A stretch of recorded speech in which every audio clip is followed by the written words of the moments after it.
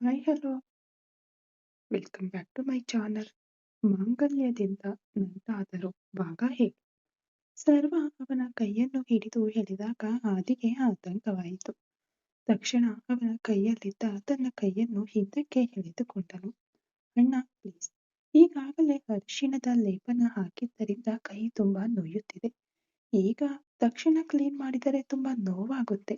ಸ್ವಲ್ಪ ಗಾಯ ಒಣಗಲಿ, ಬೆಳಿಗ್ಗೆ ಆಸ್ಪತ್ರೆಗೆ ಹೋಗಿ ಇಂಜೆಕ್ಷನ್ ಹಾಕಿಸಿಕೊಂಡು ಡ್ರೆಸ್ಸಿಂಗ್ ಮಾಡಿಸಿಕೊಂಡು ಆಫೀಸ್ಗೆ ಹೋಗ್ತೀನಿ ಎಂದಾಗ, ಓಕೆ, ನಿರ್ಲಕ್ಷ್ಯದಿಂದ ಇರಬೇಡ. ಆಮೇಲೆ ಯಾವಾಗಲೂ ನಿಮ್ಮ ರೂಮನ್ನು ನೀವಿಬ್ಬರು ಲಾಕ್ ಮಾಡ್ತಿರ್ಲಿಲ್ವಲ್ಲ, ಇವತ್ತು ಯಾಕೆ ಲಾಕ್ ಮಾಡಿದ್ದೀಯಾ ಎಂದಾಗ, ಒಳ್ಳೆಯದಾಯಿತು, ಭೂಮಿ ಒಳಗೆ ಬಂದ ತಕ್ಷಣ ಲಾಕ್ ಮಾಡಿದ್ದಾಳೆ, ಅದರಿಂದ ಬಚಾವಾದೆವು ಎಂದು ಮನಸ್ಸಿನಲ್ಲಿ ನೆನೆಸಿಕೊಂಡನು. ಅದು ಅರ್ಜುನ್ ಯಾವುದೋ ನೆನಪಿನಲ್ಲಿ ಲಾಕ್ ಮಾಡಿರಬೇಕು ಎಂದು ಹೇಗೋ ನಿಭಾಯಿಸಿದನು. ನೀವು ಯಾಕೆ ಅಣ್ಣ ಇನ್ನೂ ಮಲಗಿಲ್ಲ ಎಂದಾಗ, ಯುಎಸ್ ಕ್ಲೈಂಟ್ಸ್ ಜೊತೆ ಒಂದು ಮುಖ್ಯವಾದ ಮೀಟಿಂಗ್ ಇತ್ತು, ಅದು ಮುಗಿದ ತಕ್ಷಣ ನಿನ್ನನ್ನು ನೋಡ್ಬಿಟ್ಟು ಹೋಗಿ ಮಲಗೋಣ ಅಂತ ಅಂದ್ಕೊಂಡೆ. ಸರಿ, ತುಂಬಾ ಹೊತ್ತು ಎಚ್ಚರಿರಬೇಡ, ಮಲಗು ಎಂದು ಹೇಳಿ ಹೋದನು ಸರ್ವ. ಅವನು ಹೋಗಿ ತನ್ನ ಕೊಠಡಿಯೊಳಗೆ ಪ್ರವೇಶಿಸಿ ಬಾಗಿಲು ಮುಚ್ಚಿದ ಮೇಲೆಯೇ ನಿರಾಳವಾಗಿ ಉಸಿರು ಬಿಟ್ಟನು ಆದಿ. ಮತ್ತೆ ಅವನು ಬಾಗಿಲಿಗೆ ಚಿಲಕ ಹಾಕಿದನು. ಈಗ ಅವನು ಬಾತ್ರೂಮ್ ಬಾಗಿಲನ್ನು ತೆರೆದನು. ಅಳುತ್ತಾ ಮೈ ನಡುಗುತ್ತಿರಲು ಗೋಡೆಗೆ ಹೊರಗಿ 2 ಕೈಗಳಿಂದ ಬಾಯಿಯನ್ನು ಮುಚ್ಚಿಕೊಂಡು ನಿಂತಿದ್ದಳು ಭೂಮಿ. ಭೂಮಿ ಎಂದು ಪಿಸುಗುಟ್ಟುವ ಧ್ವನಿಯಲ್ಲಿ ಕರೆದನು ಆದಿ. ಭಯದಿಂದ ತಲೆ ಎತ್ತಿ ನೋಡಿದಳು ಭೂಮಿ. ಹೊರಗೆ ಬಾ ಎಂದನು. ನಡುಗುತ್ತಲೇ ಹೊರಗೆ ಬಂದಳು ಭೂಮಿ. ಆದಿತ್ಯ ಅತ್ಯಂತ ಮೃದುವಾದ ಧ್ವನಿಯಲ್ಲಿ ಕಾಳಜಿಯಿಂದ, ಯಾಕೆ ಇಷ್ಟೊಂದು ಹೆದರುತ್ತಿದ್ದೀಯಾ ಎಂದಾಗ, ಭೂಮಿ ಬೆಕ್ಕಳಿಸುತ್ತಾ, ಸರ್ವ ಸರ್ನವರ ಶಬ್ದ ಕೇಳಿದ ಕೂಡಲೇ ನನ್ನ ಪ್ರಾಣವೇ ಹೋದಂತಾಯಿತು. ನಾನು ತಪ್ಪು ಮಾಡಿಬಿಟ್ಟೆನಾ? ಡಾಕ್ಟರ್ ಬೇಡ ಅಂತ ಹೇಳಿದ್ದನ್ನ ನಾನು ನನ್ನ ಕೈಯಾರೆ ಅಂದಾಗ, ಆದಿತ್ಯ ಮಧ್ಯದಲ್ಲಿಯೇ ತನ್ನ ಗಾಯಗೊಂಡ ಕೈಯ ಒಂದು ಬೆರಳನ್ನು ಅವಳ ತುಟಿಯ ಮೇಲಿಟ್ಟು ತಡೆದವನು, ಅದೆಲ್ಲ ಏನೂ ಇಲ್ಲ, ಅವರು ಸುಮ್ಮನೆ ವಿಚಾರಿಸಲು ಬಂದಿದ್ದರು.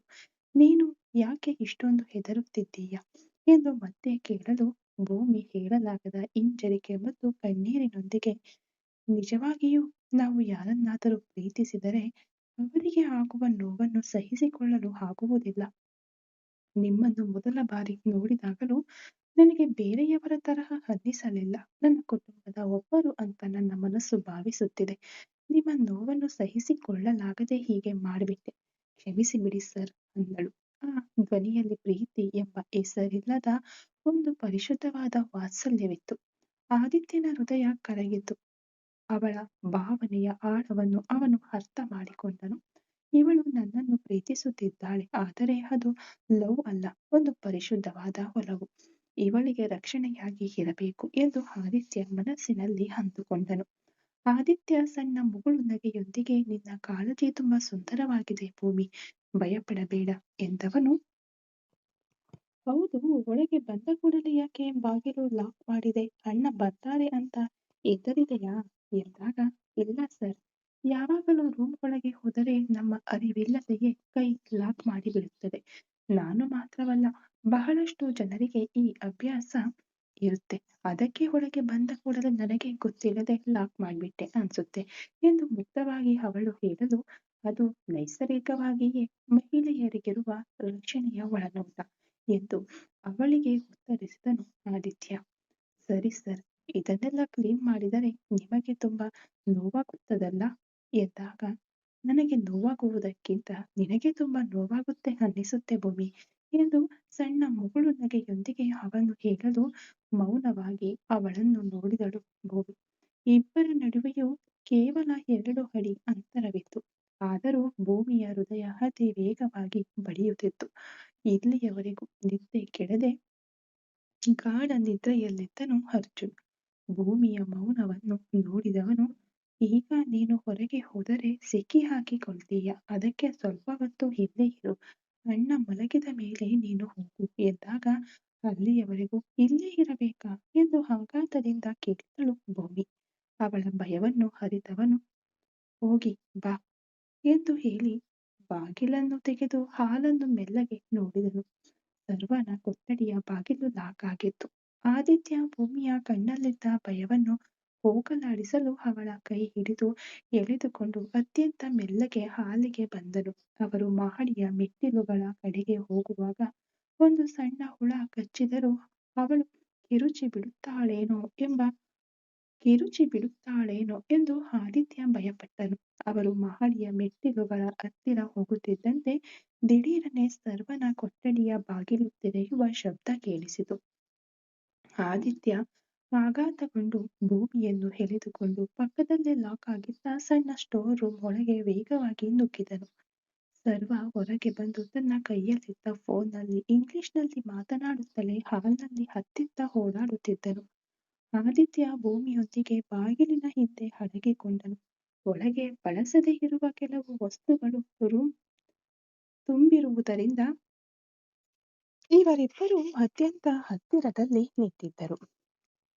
ಭೂಮಿಯ ಹೃದಯ ಅತಿ ವೇಗವಾಗಿ ಬಡಿಯುತ್ತಿತ್ತು. ಆದಿತ್ಯನ ಉಸಿರಾಟ ಅವಳ ತಲೆಯ ಹತ್ತಿರ ಬಿಸಿಯಾಗಿ ತಾಗುತ್ತಿತ್ತು. ಆ ಸಣ್ಣ ಕೊಠಡಿಯೊಳಗೆ ಸರ್ವಾಗೆ ಹೆದರಿ ಇಬ್ಬರು ಅಡಗಿರಲು ಅವರ ನಡುವೆ ಹೇಳಲಾಗದ ಒಂದು ಸಾಮೀಪ್ಯ ಮತ್ತು ಪ್ರೀತಿಯ ಬಂಧ ಭಾವನಾತ್ಮಕವಾಗಿ ಮಿಡಿಯುತ್ತಿತ್ತು. ಭೂಮಿಯ ಭಯ ಮತ್ತು ಆದಿತ್ಯನ ಆತುರದ ರಕ್ಷಣೆ ಸೇರಿ ಇಬ್ಬರಿಗೂ ಒಂದು ವಿಭಿನ್ನವಾದ ಅನುಭವವನ್ನು ನೀಡಿತು. ಕೊಠಡಿಯೊಳಗೆ ಸರ್ವಾಗೆ ಹೆದರಿ ಇಬ್ಬರು ಅಡಗಿರಲು ಹೊರಗೆ ಸರ್ವನ ಗಾಂಭೀರ್ಯದ ಧ್ವನಿಯಲ್ಲಿ ಫೋನ್ನಲ್ಲಿ ಮಾತನಾಡುವುದು ಕೇಳಿಸುತ್ತಿತ್ತು.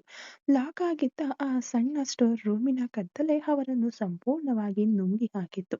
ಅವರಿಬ್ಬರು ಬಾಗಿಲಿನ ಹಿಂದೆ ಒಬ್ಬರ ಮೇಲೊಬ್ಬರು ವಾಲಿದಂತೆ ನಿಂತು ಸರ್ವ ಯಾವಾಗ ಅಲ್ಲಿಂದ ಹೋಗುತ್ತಾನೆ ಎಂದು ಕಾಯುತ್ತಿದ್ದರು.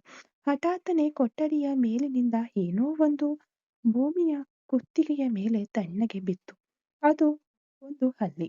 ಅವಳು ಆಘಾತದಿಂದ ಹೆಪ್ಪುಗಟ್ಟಿ ಭಯದ ತುತ್ತ ತುದಿಯಲ್ಲಿ ಕಿರುಚಲು ಬಾಯಿ ತೆರೆದ ಕೂಡಲೇ ಆದಿತ್ಯ ಒಂದು ಕ್ಷಣವೂ ವಿಳಂಬ ಮಾಡಲಿಲ್ಲ. ಮಿಂಚಿನ ವೇಗದಲ್ಲಿ ಅವನು ತನ್ನ ಗಾಯವಿಲ್ಲದ ಎಡಗೈಯಿಂದ ಅವಳ ಬಾಯಿಯನ್ನು ಮೃದುವಾಗಿ ಮುಚ್ಚಿ ಮರುಕ್ಷಣವೇ ಅವಳ ತಲೆಯನ್ನು ಎಳೆದು ತನ್ನ ಅಗಲವಾದ ಎದೆಗೆ ಅಪ್ಪಿಕೊಂಡನು.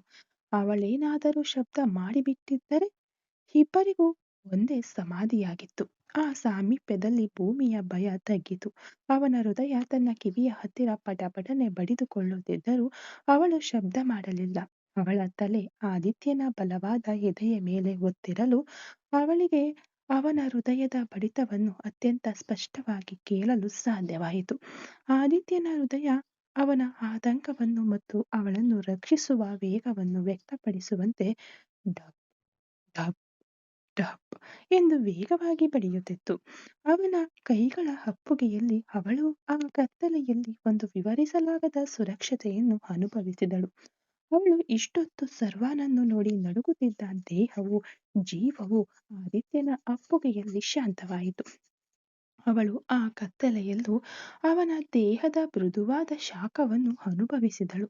ಅದು ಕೇವಲ ದೇಹದ ಶಾಖವಾಗಿರಲಿಲ್ಲ, ಅದು ತನ್ನ ಮೇಲೆ ಅವನು ತೋರುತ್ತಿದ್ದ ವಾತ್ಸಲ್ಯವಾಗಿತ್ತು. ಅವಳು ತನ್ನ ತಲೆ ಕೂದಲಿನಿಂದ ಅವನ ಟೀ ಶರ್ಟ್ ಅನ್ನು ಇನ್ನಷ್ಟು ಬಿಗಿಯಾಗಿ ಉಜ್ಜಿದಳು. ಅವಳ ಕಣ್ಣಿನಿಂದ ಹರಿದ ಬಿಸಿಯಾದ ಕಣ್ಣೀರು ಆದಿತ್ಯನ ಶರ್ಟ್ ಮೇಲೆ ಬಿದ್ದು ಅಂಟಿಕೊಂಡಿತು. ಆದಿತ್ಯನ ಕೈಗಳು ಅವಳ ತಲೆಯನ್ನು ಆಧಾರವಾಗಿ ಹಿಡಿದುಕೊಂಡಿದ್ದವು. ಅವನ ಅಪ್ಪುಗೆಯು ಅವಳ ಮೇಲೆ ಅವನಿಗಿರುವ ಕೇವಲ ಪ್ರೀತಿ, ಸ್ನೇಹ ಮತ್ತು ಜವಾಬ್ದಾರಿಯ ಮಿಶ್ರಣವಾಗಿತ್ತು.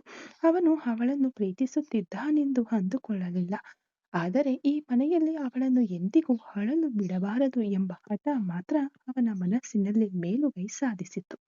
ಅವರಿಬ್ಬರ ಹೃದಯದ ಬಡಿತವೂ ಆ ಕತ್ತಲೆಯಲ್ಲಿ ಭಯ, ಮೌನವಾದ ಪ್ರೀತಿ ಮತ್ತು ಅಸಾಧ್ಯವಾದ ಸ್ನೇಹವನ್ನು ಒಗ್ಗೂಡಿಸಿ ಮಾತನಾಡುತ್ತಿದ್ದವು. ಹೊರಗೆ ಸರ್ವನ ಫೋನ್ ಮಾತುಕತೆ ಮುಂದುವರಿಯುತ್ತಿತ್ತು. ಇಲ್ಲಿ ಆದಿತ್ಯನ ಅಪ್ಪುಗೆ ಇನ್ನಷ್ಟು ಬಿಗಿಯಾಯಿತು.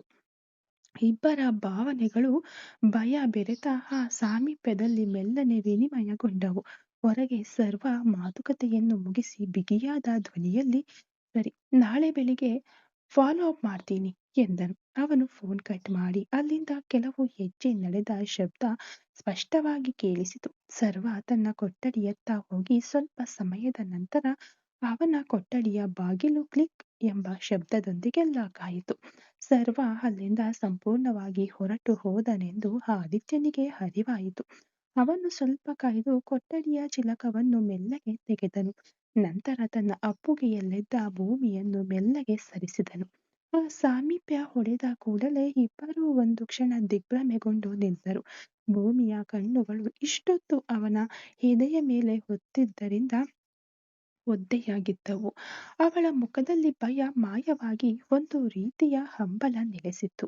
ಆದಿತ್ಯ ಇನ್ನೂ ಅತ್ಯಂತ ಮೃದುವಾದ ಧ್ವನಿಯಲ್ಲಿ ಸಹಜ ಸ್ಥಿತಿಗೆ ಮರಳಲು ಪ್ರಯತ್ನಿಸುತ್ತಾ, ಈಗ ಭಯ ಇಲ್ಲ ತಾನೆ? ಸರ್ವ ಅಣ್ಣ ಮಲಗಲು ಹೋದರು ಅಂತ ಅನ್ನಿಸುತ್ತೆ. ಬಾ, ಇಲ್ಲಿಂದ ಬೇಗ ಹೊರಟು ಹೋಗು ಅಂದಾಗ ಭೂಮಿ ಅವನ ಎದೆಯನ್ನು ಸ್ಪರ್ಶಿಸಿ ಹಿಂದಕ್ಕೆ ಸರಿದ ಕೈಯಿಂದ ತನ್ನ ಬಾಯಿಯನ್ನು ಮುಚ್ಚಿಕೊಂಡಿದ್ದ ಜಾಗವನ್ನು ಮೆಲ್ಲಗೆ ಮುಟ್ಟಿಕೊಂಡಳು. ಅವಳ ಬಾಯಿಯಿಂದ ಮಾತುಗಳು ಬರಲಿಲ್ಲ. ಅವಳ ಕಣ್ಣುಗಳಲ್ಲಿ ಕೃತಜ್ಞತೆ, ವಾತ್ಸಲ್ಯ ಮತ್ತು ಹೇಳಲಾಗದ ಆರಾಧನೆ ಮಾತ್ರ ತುಂಬಿತ್ತು. ಭೂಮಿ ತಲೆಯನ್ನು ಮಾತ್ರ ಆಡಿಸಿ ಮೌನವಾಗಿ ಸರಿ ಸರ್ ಎಂದಳು. ಆದಿತ್ಯ ಸುತ್ತಮುತ್ತ ನೋಡಿದನು. ಹಾಲಿನಲ್ಲಿ ದೀಪಗಳು ಉರಿಯುತ್ತಿರಲಿಲ್ಲ. ಜನರ ಓಡಾಟವಿರಲಿಲ್ಲ. ಅವನು ಭೂಮಿಯ ಕೈಯನ್ನು ಮೆಲ್ಲಗೆ ಹಿಡಿದು ಮಂದವಾದ ಬೆಳಕಿನಲ್ಲಿ ಅವಳ ಅಡುಗೆ ಮನೆಯ ಪಕ್ಕದಲ್ಲಿದ್ದ ಮಲಗುವ ಕೊಠಡಿಯ ಕಡೆಗೆ ಕತ್ತಲೆಯಲ್ಲಿ ಅತ್ಯಂತ ಮೆಲ್ಲಗೆ ಕರೆದೊಯ್ದನು. ಈಗ ಅವಳ ಕೈಗಳು ನಡುಗುತ್ತಿರಲಿಲ್ಲ. ಅವನ ಕೈಗಳನ್ನು ಹಿಡಿದುಕೊಂಡು ನಡೆಯುವುದು ಅವಳಿಗೆ ಸಾಂತ್ವನವನ್ನೂ ಧೈರ್ಯವನ್ನೂ ನೀಡಿತು. ಅವನ ಅಪ್ಪುಗೆಯಲ್ಲಿ ಸಿಕ್ಕ ರಕ್ಷಣೆ ಅವಳ ಭಯವನ್ನು ಸಂಪೂರ್ಣವಾಗಿ ಹೋಗಲಾಡಿಸಿತ್ತು. ಅವರು ಅಡುಗೆ ಮನೆಯ ಭಾಗವನ್ನು ತಲುಪಿದ ಕೂಡಲೇ ಆದಿತ್ಯ ನಿಂತನು. ಆದಿತ್ಯ ಅವಳ ಕಣ್ಣುಗಳನ್ನು ನೋಡಿ ಮೃದುವಾದ ಧ್ವನಿಯಲ್ಲಿ, ನೀನು ನೆಮ್ಮದಿಯಾಗಿ ಮಲಗಿ ನಿದ್ದೆ ಮಾಡು. ನನ್ನ ಕೈಗೆ ಏನೂ ಆಗಲ್ಲ. ಹೆದರುವ ಅಗತ್ಯವಿಲ್ಲ ಎಂದನು. ಭೂಮಿ ಅವನ ಕೈಯನ್ನು ಹಿಡಿದು ಕರುಣೆಯಿಂದ, ನಿಮ್ಮ ಕೈಯನ್ನು ಜಾಗರೂಕತೆಯಿಂದ ನೋಡ್ಕೊಳ್ಳಿ ಸರ್ ಎಂದವಳು ತನ್ನ ಕೈಯನ್ನು ಮೆಲ್ಲಗೆ ಬಿಡಿಸಿಕೊಂಡು ತನ್ನ ಕೊಠಡಿಯೊಳಗೆ ಪ್ರವೇಶಿಸಿದಳು. ಆದಿತ್ಯ ಅವಳು ಸುರಕ್ಷಿತವಾಗಿ ಹೋಗಿದ್ದಾಳೆಂದು ಖಚಿತಪಡಿಸಿಕೊಂಡ ನಂತರ ವೇಗವಾಗಿ ತನ್ನ ಕೊಠಡಿಗೆ ಹಿಂತಿರುಗಿದನು. ಆದಿತ್ಯ ತನ್ನ ಕೊಠಡಿಯೊಳಗೆ ಪ್ರವೇಶಿಸಿ ಬಾಗಿಲು ಲಾಕ್ ಮಾಡಿದನು. ಅರ್ಜುನ್ ಇನ್ನೂ ಅದೇ ಸ್ಥಿತಿಯಲ್ಲಿ ಗಾಢ ನಿದ್ರೆಯಲ್ಲಿದ್ದನು. ಆದಿತ್ಯ ಹಾಸಿಗೆಯ ಮೇಲೆ ಹೊರಗಿದನು. ಅವನ ಕೈಗಳಲ್ಲಿ ಅರಿಶಿಣದ ಲೇಪನದ ಸುವಾಸನೆ ಮೆಲ್ಲನೆ ಬೀಸುತ್ತಿತ್ತು. ಸರ್ವನ ಕೋಪಕ್ಕಿಂತ ಅವನ ಎದೆಯ ಮೇಲೆ ಒತ್ತಿಕೊಂಡಿದ್ದ ಭೂಮಿಯ ತಲೆಯಿಂದ ಬರುತ್ತಿದ್ದ ಸುಗಂಧವೇ ಈಗ ಅವನ ಮನಸ್ಸಿನಲ್ಲಿ ಮೇಲುಗೈ ಸಾಧಿಸಿತ್ತು.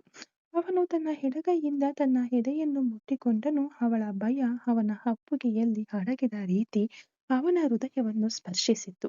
ನಾನು ಇವಳನ್ನು ಪ್ರೀತಿಸುತ್ತಿಲ್ಲ. ಇವಳ ಮೇಲಿರುವುದು ಕೇವಲ ವಾತ್ಸಲ್ಯ, ಒಬ್ಬ ಕುಟುಂಬದ ಸದಸ್ಯಳ ಮೇಲಿರುವ ಕಾಳಜಿ. ಇವಳು ನನ್ನ ಅಣ್ಣನ ಕೋಪಕ್ಕೆ ತುತ್ತಾಗಬಾರದು ಎಂಬ ಎಣಿಕೆ ಮಾತ್ರ. ಆದರೂ ಈ ಕ್ಷಣ ನನ್ನೊಳಗೆ ಇಷ್ಟು ಆಳವಾಗಿ ಏಕೆ ಹಚ್ಚುತ್ತಿದೆ?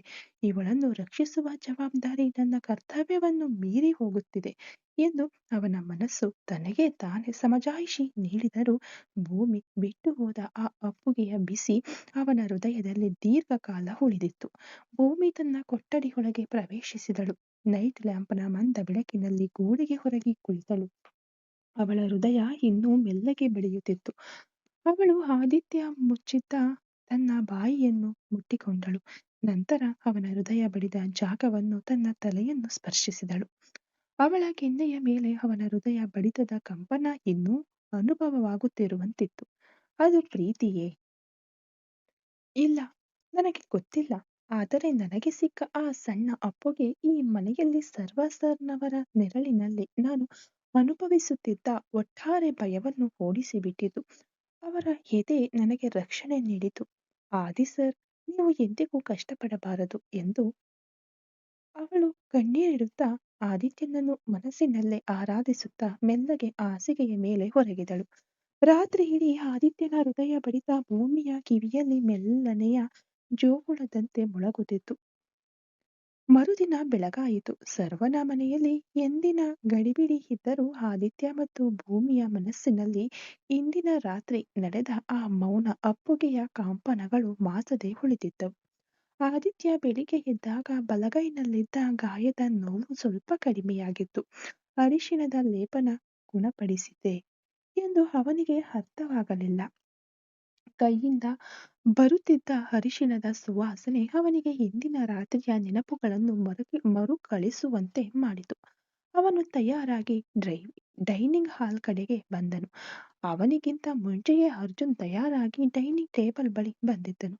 ಸರ್ವ ಎಂದಿನಂತೆ ಗಾಂಭೀರ್ಯದ ಹುಡುಪಿನಲ್ಲಿ ಹಾಲಿನಲ್ಲಿ ಕುಳಿತು ಕಾಫಿ ಕುಡಿಯುತ್ತಾ ತನ್ನ ಫೋನ್ನಲ್ಲಿ ಮಾತನಾಡುತ್ತಿದ್ದವನು ಗಡಿಯಾರವನ್ನು ನೋಡುತ್ತಲೇ, ಅಮ್ಮ, ನಾನು ಹೊರಡುತ್ತೀನಿ, ಇವತ್ತು ಮುಖ್ಯವಾದ ಮೀಟಿಂಗ್ ಇದೆ, ನಾನು ಬ್ರೇಕ್ಫಾಸ್ಟ್ ಹೋಟೆಲ್ನಲ್ಲಿ ತಿಂತೀನಿ ಎಂದವನು ಕಾಫಿ ಕಪ್ ಅನ್ನು ಟಿಪಾಯ್ ಮೇಲಿಟ್ಟು ಆಫೀಸ್ ಬ್ಯಾಗ್ನೊಂದಿಗೆ ಎದ್ದನು. ಆಗ ಆದಿ ಬರುವುದನ್ನು ನೋಡಿ, ಆದಿ, ನೀನು ತಡಮಾಡದೆ ಹಾಸ್ಪಿಟಲ್ಗೆ ಹೋಗು, ಗಾಯಕ್ಕೆ ಸರಿಯಾಗಿ ಟ್ರೀಟ್ಮೆಂಟ್ ತೆಗೆದುಕೋ ಎಂದಾಗ ಆದಿತ್ಯ ತಲೆಯಾಡಿಸಲು ಸರ್ವ ತಕ್ಷಣ ಅಲ್ಲಿಂದ ಹೊರಟನು. ಅವನ ಮುಖ ಎಂದಿನಂತೆ ಗುರಿಗಳ ಕಡೆಗಿನ ಗಮನವನ್ನು ಮಾತ್ರ ಹೊಂದಿತ್ತು. ಸರ್ವ ಹೊರಟೊಡನೆ ಆದಿತ್ಯ ನೇರವಾಗಿ ಅಡುಗೆ ಮನೆಗೆ ಹೋದನು. ಭೂಮಿ ಅನ್ನಪೂರ್ಣಿ ಅಮ್ಮನಿಗಾಗಿ ಟೀ ಮಾಡುತ್ತಿದ್ದಳು. ಆದಿತ್ಯನನ್ನು ನೋಡಿದೊಡನೆ ಭೂಮಿಗೆ ಹಿಂದಿನ ರಾತ್ರಿಯ ನೆನಪುಗಳು ಬಂದು ಮೆಲ್ಲನೆ ತಲೆಬಾಗಿಸಿದಳು. ಆದಿತ್ಯ ಭೂಮಿಯ ಕಣ್ಣುಗಳನ್ನು ನೋಡಿ ಮೃದುವಾದ ಧ್ವನಿಯಲ್ಲಿ, ಭೂಮಿ, ನೀನು ಹೆದರಿದಂತೆ ಏನೂ ಆಗಿಲ್ಲ, ನನ್ನ ಕೈಯಲ್ಲಿ ಈಗ ನೋವು ಕಡಿಮೆಯಾಗಿದೆ ಎಂದಾಗ ನಾನು ತಿಳಿಯದೆ ಹಾಕಿಬಿಟ್ಟೆ. ಸಣ್ಣ ಪುಟ್ಟ ಗಾಯಗಳಿಗಾಗಿಯೆಲ್ಲ ನಮ್ಮ ಅಮ್ಮ ಅರಿಶಿಣದ ಲೇಪನ ಹಾಕ್ತಾ ಇದ್ರು, ನೋವು ಕಮ್ಮಿಯಾಗುತ್ತೆ ಅಂತ. ಅದಕ್ಕೆ ನಾನು ನಿಮಗೆ ಹಾಕಿದೆ. ದೊಡ್ಡ ಯಜಮಾನರು ರಾತ್ರಿ ಕೈ ನಿಷ್ಕ್ರಿಯವಾಗಿ ಬಿಡುತ್ತೆ ಅಂತ ಹೇಳಿದಾಗ ನನಗೆ ತುಂಬಾ ಭಯವಾಯಿತು. ರಾತ್ರಿ ಇಡೀ ನಿದ್ದೆ ಮಾಡಿಲ್ಲ ಸರ್, ದಯವಿಟ್ಟು ನನ್ನನ್ನು ಕ್ಷಮಿಸಿಬಿಡಿ ಎಂದು ಕಣ್ಣೀರು ಹಾಕುತ್ತಾ ಹೇಳಿದಳು. ಆದಿತ್ಯ, ಭೂಮಿ, ಅದಕ್ಕೆ ಯಾಕೆ ಕ್ಷಮೆ ಕೇಳ್ತಾ ಇದೀಯಾ? ನಿನ್ನ ಕಾಳಜಿ ತುಂಬಾ ಸುಂದರವಾಗಿತ್ತು. ನೀವು ನನ್ನ ಕುಟುಂಬದ ಮೇಲೆ ತೋರಿಸುವ ಈ ಕಾಳಜಿ ನನಗೆ ತುಂಬಾ ಇಷ್ಟವಾಗಿದೆ. ನೀನು ಯಾವುದಕ್ಕೂ ಹೆದರುವ ಅಗತ್ಯವಿಲ್ಲ. ಇನ್ಮೇಲೆ ಈ ತರಹ ಹೆದರಿಕೊಂಡು ಯಾವ ಕೆಲಸನೂ ಮಾಡಬೇಡ. ರಿಲ್ಯಾಕ್ಸ್ ಆಗಿ ವರ್ಕ್ ಮಾಡು. ನಿನ್ನನ್ನು ಯಾರೂ ಏನೂ ಅನ್ನಲ್ಲ ಎಂದವನು, ಆಮೇಲೆ ಇನ್ನೊಂದು ವಿಷಯ ಭೂಮಿ, ನೀನು ನಿನ್ನೆಯ ಹಾಗೆ ನೈಟ್ ಟೈಮ್ನಲ್ಲಿ ನನ್ನನ್ನು ನೋಡಲು ಮಹಡಿಗೆ ಬರಬೇಡ. ಅಣ್ಣ ನೋಡಿದರೆ ದೊಡ್ಡ ಸಮಸ್ಯೆಯಾಗುತ್ತೆ. ಸೊ ಇನ್ಮೇಲೆ ಈ ತರಹ ನಡೆಯದಂತೆ ನೋಡಿಕೊ. ನೀನು ಇಲ್ಲಿ ನನ್ನ ಅಮ್ಮನಿಗಾಗಿ ಕೆಲಸ ಮಾಡ್ತಾ ಇದೀಯ, ಅದನ್ನ ಮಾತ್ರ ಮೈಂಡ್ನಲ್ಲಿ ಇಟ್ಕೊ. ನಾನು, ಅರ್ಜುನ್, ಸರ್ವ, ಅಣ್ಣ ಎಲ್ಲರೂ ಊಟ ಮಾಡುವಾಗ ಮಾತ್ರ ನಿನ್ನನ್ನು ನೋಡ್ಬೇಕು. ಅದರ ಮಧ್ಯೆ ನೀನು ನನ್ನ ಹತ್ತಿರ ಇನ್ಮೇಲೆ ಮಾತನಾಡಲು ಪ್ರಯತ್ನಿಸಬೇಡ. ಅದೇ ನಿನಗೆ ಒಳ್ಳೆಯದು ಎಂದು ಮೃದುವಾದ ಮುಗುಳು ನಗೆಯೊಂದಿಗೆ ಎಚ್ಚರಿಸುವ ರೀತಿಯಲ್ಲಿ ಹೇಳಿ ಹೊರಟನು. ಅವಳ ಪ್ರೀತಿ ಅವನಿಗೆ ಬಲವನ್ನು ನೀಡಿದರೂ ಅವಳನ್ನು ಅಪಾಯಕ್ಕೆ ತಳ್ಳಲು ಅವನು ಬಯಸಲಿಲ್ಲ. ಅವಳ ಮೇಲೆ ತನಗಿರುವುದು ಕೇವಲ ಸ್ನೇಹ, ವಾತ್ಸಲ್ಯ ಮಾತ್ರ ಎಂದು ಮತ್ತೆ ಖಚಿತಪಡಿಸಿಕೊಂಡನು. ಭೂಮಿಯ ಕಣ್ಣುಗಳಲ್ಲಿ ನೀರು ತುಂಬಿಕೊಂಡಿತು. ಹಾಗಾದ್ರೆ ಇವರು ರಾತ್ರಿ ನಾನು ಅವರ ರೂಮ್ಗೆ ಹೋದದ್ದನ್ನ ತಪ್ಪಾಗಿ ತಿಳಿದುಕೊಂಡರಾ ಎಂದು ಯೋಚಿಸುವಾಗಲೇ ಅವಳು ಅಲ್ಲಿಗೆ ಹೋದದ್ದು ತಪ್ಪು ಎಂದು ಅವಳ ಮನಸ್ಸು ಬಲವಾಗಿ ಹೇಳಿತು. ಬೇಡ ಭೂಮಿ, ನೀನು ಈ ಮನೆಯ ಅಡುಗೆಯವಳು, ಅದನ್ನು ನಿನ್ನ ಮನಸ್ಸಿನಲ್ಲಿ ಇಟ್ಕೋ ಅಂತ ಚಿಕ್ಕವರು ಹೇಳದೆ ಹೇಳಿ ಹೋಗ್ತಿದ್ದಾರೆ. ತಪ್ಪು ಕಣೆ, ಅವರು ಯಜಮಾನರು. ನೀನು ಯಾಕೆ ಹೀಗೆ ಒತ್ತಾಡ್ತಾ ಇದೀಯಾ? ಬೇಡ, ಅವರ ಕಡೆಗೆ ಇನ್ಮೇಲೆ ನಿನ್ನ ದೃಷ್ಟಿ ಹೋಗಲೇಬಾರದು ಎಂದು ತನಗೆ ತಾನೇ ಬುದ್ಧಿ ಹೇಳಿಕೊಂಡಳು. ಅಗ್ನಿಕಾರ್ಪ್ ಕಂಪನಿಯ ಮ್ಯಾನೇಜರ್ ಹುದ್ದೆಯ ಇಂಟರ್ವ್ಯೂ ನಡೆಯುವ ಕೆಲವು ಗಂಟೆಗಳ ಮುಂಚೆ ಸಹನಾಳ ಮನೆಯಲ್ಲಿ ಮುಂಜಾನೆಯ ಉತ್ಸಾಹ ಹರಡಿತ್ತು. ಸಹನಾ ಮಂಗಳಕರವಾದ ಹಳದಿ ಬಣ್ಣದ ಸೀರೆಯುಟ್ಟು ಒಂದು ಹಿತ್ತಾಳೆಯ ಕೊಡದಲ್ಲಿ ಹಾಲನ್ನು ಹಿಡಿದುಕೊಂಡು ಹಣೆಯಲ್ಲಿ ಶ್ರೀಗಂಧವಿಟ್ಟುಕೊಂಡು ತಯಾರಾಗಿ ನಿಂತಿದ್ದಳು. ಅವಳ ಕೈಲಿದ್ದುದು ಬೆಟ್ಟದ ಮೇಲಿರುವ ಬಾಲಮುರುಗನಿಗೆ ಸಲ್ಲಿಸಲಿರುವ ಅಭಿಷೇಕದ ಹಾಲಿನ ಕೊಡ. ಅವಳ ತಾಯಿ ಹಂಸವೇಣಿ ಮಗಳು ಹೊರಡುವುದನ್ನು ನೋಡಿ ಗೊಂದಲದಿಂದ ಕೇಳಿದರು. ಸಹನಾ, ಮುರುಗನಿಗೆ ಹರಕೆ ಅಂದ್ರೆ ಮಂಗಳವಾರ ಇಲ್ಲ ಅಂದ್ರೆ ಶುಕ್ರವಾರ ತಾನೇ ಇಟ್ಕೊಳ್ತಾರೆ. ನೀನೇನು ಹೊಸ್ದಾಗಿ ಬುಧವಾರದಂದು ಅಭಿಷೇಕ ಮಾಡ್ತೀನಿ ಅಂತ ಹೇಳ್ತಾ ಇದೀಯಾ ಎಂದಾಗ ಅವಳ ತಂಗಿ ಪ್ರೀತಿ ತನ್ನ ಅಕ್ಕನ ಮೇಲಿರುವ ಪ್ರೀತಿಯಿಂದಲೇ ತಮಾಷೆಯಾಗಿ ಮಾತನಾಡಿದಳು. ಹೌದಕ್ಕ, ಯಾವುದೋ ಮದುವೆ ಹರಕೆಗೆ ಹೊರಟವಳ ತರಹ ಇಷ್ಟೊಂದು ಸೀರಿಯಸ್ ಆಗಿ ಹೋಗ್ತಾ ಇದೀಯಾ? ನಿನಗೆ ಇವತ್ತು ಬೆಳಿಗ್ಗೆ 10 ಗಂಟೆಗೆ ಇಂಟರ್ವ್ಯೂ ತಾನೇ ಇರೋದು. ಈ ಒಂದು ಇಂಟರ್ವ್ಯೂಗಾಗಿ ಹಳದಿ ಸೀರೆ, ಹಾಲಿನ ಕೊಡ ಬೇಕಾ ಎಂದಾಗ ಸಹನಾ ನಕ್ಕಳು. ಆ ನಗುವಿನಲ್ಲಿ ಒಂದು ಕೆಲಸವನ್ನು ಗೆಲ್ಲುವ ದೃಢತೆ ಕಾಣುತ್ತಿತ್ತು. ಸಹನಾ ತುಂಟತನದ ಧ್ವನಿಯಲ್ಲಿ, ಇವತ್ತು ಬುಧವಾರನೇ, ನಾನು ಹೋಗ್ತಾ ಇರೋದು ಅತಿ ದೊಡ್ಡ ಅಗ್ನಿಕಾರ್ಪ್ ಕಂಪನಿಗೆ. ಅಷ್ಟೇ ಅಲ್ಲದೆ ಆ ದೊಡ್ಡ ಕಂಪನಿಯಲ್ಲಿ ನನಗೆ ಸ್ಪರ್ಧಿಯಾಗಿ 100ಕ್ಕೂ ಹೆಚ್ಚು ಜನರಿದ್ದಾರೆ. ಅಲ್ಲಿ ಕೆಲಸ ಸಿಗಬೇಕೆಂದರೆ ಮುರುಗನ ಆಶೀರ್ವಾದ ಖಂಡಿತ ಬೇಕು ಎಂದವಳು. ಸರಿಯಮ್ಮ, ನಾನು ಹೊರಡ್ತೀನಿ ಎಂದು ಹೇಳಿ ಹೋದಳು. ಬೆಳಿಗ್ಗೆ 7 ಗಂಟೆ ಬೆಟ್ಟದ ಮೇಲಿರುವ ದೇವಸ್ಥಾನದ ಮೆಟ್ಟಿಲುಗಳನ್ನು ಅವಳು ಏರಲು ಪ್ರಾರಂಭಿಸಿದಳು. ಅವಳು ಹೊತ್ಕೊಂಡು ಹೋಗುತ್ತಿದ್ದುದು ಕೇವಲ ಹಾಲಿನ ಕೊಡವಲ್ಲ, ಅದು ಅವಳ ಅಸಾಧ್ಯವಾದ ಪ್ರತಿಭೆ, ಆತ್ಮವಿಶ್ವಾಸ ಮತ್ತು ಗುರಿಯನ್ನು ಒಟ್ಟುಗೂಡಿಸಿ ಹೊತ್ತಿದ್ದ ಜವಾಬ್ದಾರಿಯ ಕೊಡವಾಗಿತ್ತು. ಪ್ರತಿಯೊಂದು ಮೆಟ್ಟಿಲ ಮೇಲೂ ಹೆಜ್ಜೆ ಇಡುವಾಗ ಅವಳ ಮನಸ್ಸಿನಲ್ಲಿ ಒಂದೇ ಒಂದು ಪ್ರಾರ್ಥನೆ ಮಾತ್ರ ಮೇಲುಗೈ ಸಾಧಿಸಿತು. ದೇವರೇ, ಈ ಕಂಪನಿಯಲ್ಲಿ ಕೆಲಸ ಸಿಗಬೇಕು. ಈ ದೊಡ್ಡ ಕಂಪನಿಯಲ್ಲಿ ಕೆಲಸ ಸಿಕ್ಕರೆ ನನ್ನ ಭವಿಷ್ಯ ಚೆನ್ನಾಗಿರುತ್ತೆ, ಗೌರವವೂ ಸಿಗುತ್ತೆ. ನಾನು ಈ ಮೆಟ್ಟಿಲುಗಳನ್ನು ಎಷ್ಟು ವೇಗವಾಗಿ ಏರಿ ಬರುತ್ತೇನೋ ಅದೇ ವೇಗದಲ್ಲಿ ನನ್ನ ಜೀವನವು ಮೇಲೇರಬೇಕು ಅಂತ ಅವಳ ಪ್ರಾರ್ಥನೆ ನ್ಯಾಯವೇ. ಆದರೆ ಅವಳು ಹೋಗಲಿರುವ ದಾರಿ, ಸೂರ್ಯನ ಎಳೆ ಬಿಸಿಲು ಅವಳ ಮೇಲೆ ಬೀಳಲು ಆ ಹಳದಿ ಸೀರೆ ಮತ್ತಷ್ಟು ಹೊಳೆಯಿತು. ಅವಳ ಮನಸ್ಸಿನ ವೇಗ ದೇಹದ ಆಯಾಸವನ್ನು ಮರೆಸಿತ್ತು. ಅವಳಿಗೆ ಈಗ ಆ ಬೆಟ್ಟದ ಮೆಟ್ಟಿಲುಗಳು ಇಂಟರ್ವ್ಯೂನ ಪ್ರತಿಯೊಂದು ಹಂತದಂತೆ ಕಾಣುತ್ತಿದ್ದವು. ಸಹನ ದೇವರ ಸನ್ನಿಧಿಯ ಮುಂದೆ ಹಾಲಿನ ಕೊಡವನ್ನು ಇಳಿಸಿದಳು. ಅಭಿಷೇಕದ ಸಿದ್ಧತೆಗಳು ಪ್ರಾರಂಭವಾದವು. ಅವಳ ಬಗ್ಗೆ ಚೆನ್ನಾಗಿ ತಿಳಿದಿದ್ದ ದೇವಸ್ಥಾನದ ಅರ್ಚಕರು ರೂಢಿಗೆ ವಿರುದ್ಧವಾಗಿ ಬುಧವಾರ ಅಭಿಷೇಕ ನಡೆಯುತ್ತಿರುವುದನ್ನು ನೋಡಿ ಅವಳ ಬಳಿ ಬಂದರು. ಏನಮ್ಮ ಸಹನ, ನಿನ್ನ ದೇವರ ಭಕ್ತಿಯನ್ನು ನೋಡಿದರೆ ತುಂಬಾ ಸಂತೋಷವಾಗುತ್ತೆ. ಇಷ್ಟು ದಿನ ಮಂಗಳವಾರ ತಾನೇ ಬರ್ತಿದ್ದೆ, ಇದ್ದಕ್ಕಿದ್ದಂತೆ ಈ ಮಧ್ಯದ ದಿನ ಹೀಗೊಂದು ಅಭಿಷೇಕಕ್ಕೆ ಬಂದಿದ್ದೀಯಲ್ಲ ಎಂದಾಗ, ನನಗೆ ಇವತ್ತು ಒಂದು ದೊಡ್ಡ ಕಂಪನಿಯಲ್ಲಿ ಇಂಟರ್ವ್ಯೂ ಇದೆ ಸ್ವಾಮಿ, ಅದಕ್ಕೆ ಇವತ್ತು ಹಾಲಿನ ಅಭಿಷೇಕ. ನನಗೆ ಆ ಕಂಪನಿಯಲ್ಲಿ ಕೆಲಸ ಸುಗಮವಾಗಿ ಸಿಗಬೇಕು ಎಂದು ಅವಳು ಉತ್ಸಾಹದಿಂದ ಹೇಳಲು, ಖಂಡಿತ ದೇವರು ನಿನಗೆ ಒಳ್ಳೆಯದು ಮಾಡ್ತಾನೆ ಅಮ್ಮ, ಚೆನ್ನಾಗಿ ಬೇಡಿಕೊ ಅನ್ನುತ್ತಾ ಅರ್ಚಕರ ಎಂದಿನ ಸಾಂತ್ವನ ಸಹನಾಳ ಮುಖದಲ್ಲಿ ಒಂದು ಕ್ಷಣ ಮುಗುಳು ನಗೆಯನ್ನು ತರಿಸಿತು. ಸಹನ ಮೃದುವಾದ ಮುಗುಳು ನಗೆಯೊಂದಿಗೆ, ಈ ದೇವರು ನನಗೆ ಆ ಕೆಲಸವನ್ನು ಸುಗಮವಾಗಿ ಕೊಡಿಸಿದರೆ ಸಾಕು ಎಂದು ಮನಸಾರೆ ಬೇಡಿಕೊಂಡಳು. ಸಹನ ದೇವರಿಗೆ ಹಾಲಿನ ಅಭಿಷೇಕ ಮಾಡಿ ಮುಗಿಸಿ ಭಕ್ತಿಯಿಂದ ಸನ್ನಿಧಿಯ ಎದುರು ನೆಲದ ಮೇಲೆ ಕುಳಿತಿದ್ದಳು. ಅಭಿಷೇಕ ಮುಗಿದ ನಂತರ ಮೂಲ ದೇವರಿಗೆ ಸಕಲ ರೀತಿಯ ಅಲಂಕಾರಗಳನ್ನು ಮಾಡಿ ಪರದೆ ಎಳೆಯಲಾಗಿತ್ತು. ಅವಳು ಕಣ್ಣು ಮುಚ್ಚಿ ಮನಸ್ಸಿನಲ್ಲೇ ತನ್ನ ಗುರಿಯ ಕೆಲಸಕ್ಕಾಗಿ ಪ್ರಾರ್ಥಿಸುತ್ತಿದ್ದಳು.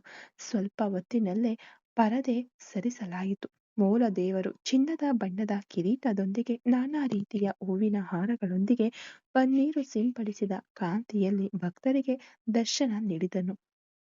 ಅವಳು ಹಾಲಿನ ಅಭಿಷೇಕ ಮಾಡಿ ಮುಗಿಸಿದ ಪಾತ್ರೆಗಳು, ಇತರ ಭಕ್ತರ ಅರ್ಚನಾ ಬುಟ್ಟಿಗಳು ಮತ್ತು ಹಾಲಿನ ಕೊಡಗಳೊಂದಿಗೆ ಗರ್ಭಗುಡಿಗೆ ಅತಿ ಹತ್ತಿರದಲ್ಲಿ ಸನ್ನಿಧಿಯ ಮುಂದಿನ ಪೀಠದ ಮೇಲೆ ಇಡಲ್ಪಟ್ಟಿದ್ದವು. ದೇವಸ್ಥಾನದ ಗಂಟೆ ಜೋರಾಗಿ ಮೊಳಗಲು ಸಹನಾಳ ಮನಸ್ಸು ದೇವರೊಂದಿಗೆ ಒಂದಾಯಿತು. ಹಠಾತ್ತನೆ ದೇವರ ಕುತ್ತಿಗೆಯಲ್ಲಿದ್ದ ಮಲ್ಲಿಗೆ ಹೂವಿನಿಂದ ಕಟ್ಟಲಾದ ದೊಡ್ಡ ಹಾರವೊಂದು ದೇವರ ಆಶೀರ್ವಾದದಂತೆ ಗುರಿಯಿಟ್ಟು ಬೀಳುವಂತೆ ಕೆಳಗೆ ಇಡಲಾಗಿದ್ದ ಅನೇಕ ಹಾಲಿನ ಕೊಡಗಳು ಮತ್ತು ಬುಟ್ಟಿಗಳು ತುಂಬಿದ್ದ ಆ ಜಾಗದ ಮೇಲೆ ಬಿತ್ತು. ಆ ಹಾರವು ಸರಿಯಾಗಿ ಸಹನಾಳ ಅಭಿಷೇಕದ ಪಾತ್ರೆಯ ಅಂಚಿನ ಮೇಲೆ ಬಿದ್ದು ನಂತರ ಅದರೊಳಗೆ ಕುಳಿತಿತ್ತು. ಅಲ್ಲಿದ್ದ ಭಕ್ತರೆಲ್ಲರೂ ಏಕಕಾಲದಲ್ಲಿ ಮೆಲ್ಲನೆ ಪಿಸುಗುಟ್ಟಿದರು. ಹಲವಾರು ಕೊಡಗಳಿದ್ದರೂ ಹಾರ ನೇರವಾಗಿ ಬಂದು ಸಹನಾಳ ಕೊಡದ ಮೇಲೆಯೇ ಬಿದ್ದುದನ್ನು ಅವರು ಒಂದು ದೈವಿಕ ಪವಾಡವೆಂದು ಭಾವಿಸಿದರು. ಭಕ್ತರು ಆಶ್ಚರ್ಯದಿಂದ, ಮಾಂಗಲ್ಯ ಯೋಗವಮ್ಮ, ಹಾರವೇ ಹಾಲಿನ ಕೊಡದಲ್ಲಿ ಬಿದ್ದಿದೆ, ಶೀಘ್ರದಲ್ಲೇ ಸಿಹಿ ಸುದ್ದಿ ಬರುತ್ತೆ ಎಂದರು. ಅವಳು ಅರ್ಥವಾಗದೆ ಕಣ್ಬಿಟ್ಟು ನೋಡಿದಳು. ಅಭಿಷೇಕ ಮಾಡಿದ ಅರ್ಚಕರು ನಡೆದ ಪವಾಡವನ್ನು ಕಂಡು ಮುಗುಳು ನಗೆಯೊಂದಿಗೆ ಅವಳ ಬಳಿ ಬಂದರು.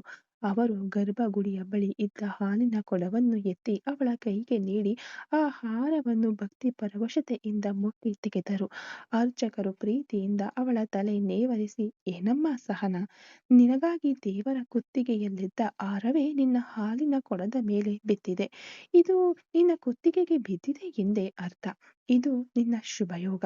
ನೀನು ಕೆಲಸ ಬೇಡಿಕೊಂಡು ಬಂದಿದ್ದೀಯ, ಆದರೆ ಈ ದೇವರು ನಿನಗೆ ಜೀವನವನ್ನೇ ಕೊಡಲಿದ್ದಾನೆ ಅನ್ನಿಸುತ್ತೆ ಎಂದರು. ಅರ್ಚಕರು ಆ ಮಲ್ಲಿಗೆ ಹಾರವನ್ನು ವಾತ್ಸಲ್ಯದಿಂದ ಸಹನಾಳ ಕೈಯಲ್ಲಿ ಕೊಟ್ಟರು. ನಿನಗೆ ಖಂಡಿತ ಕೆಲಸ ಸಿಗುತ್ತೆ, ಅತಿ ಶೀಘ್ರದಲ್ಲೇ ನಿನ್ನ ಕುತ್ತಿಗೆಗೂ ಹಾರ ಬೀಳುತ್ತೆ ಅಮ್ಮ, ಚೆನ್ನಾಗಿರು ಎಂದು ಆಶೀರ್ವಾದ ಮಾಡಿದರು. ಹಾರ ಅವಳ ಕೈಯಲ್ಲಿರಲು ಅವಳು ಕಣ್ಣಲ್ಲಿ ನೀರು ತುಂಬಿಕೊಂಡು ಮತ್ತೆ ದೇವರನ್ನು ನೋಡಿದಳು. ಸಹನಾ ಭಾವ ಭಾವಾವೇಶದಿಂದ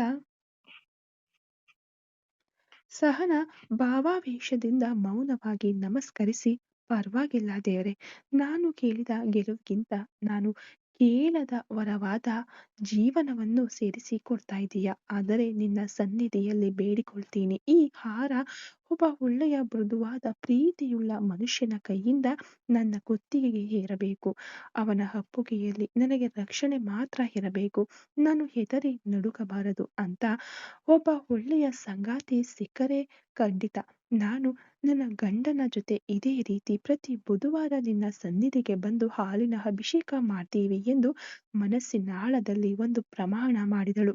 ದೇವರ ಆಶೀರ್ವಾದವನ್ನು ಸಂಪೂರ್ಣವಾಗಿ ಪಡೆದ ತೃಪ್ತಿಯೊಂದಿಗೆ ಆ ಹಾರದ ಸುಗಂಧವನ್ನು ಆಸ್ವಾದಿಸುತ್ತಾ ಅವಳು ತನ್ನ ಕನಸಿನ ಇಂಟರ್ವ್ಯೂ ಕಡೆಗೆ ಬೆಟ್ಟದಿಂದ ಇಳಿಯಲು ಪ್ರಾರಂಭಿಸಿದಳು. ಈ ಕತೆ ಇನ್ನು ಮುಂದುವರೆಯುವುದು. ದಯವಿಟ್ಟು ಸ್ಟೋರಿ ಇಷ್ಟ ಆಗ್ತಾ ಇದ್ರೆ ಪ್ಲೀಸ್ ನಮಗೆ ಸಪೋರ್ಟ್ ಮಾಡಿ. Thank you so much.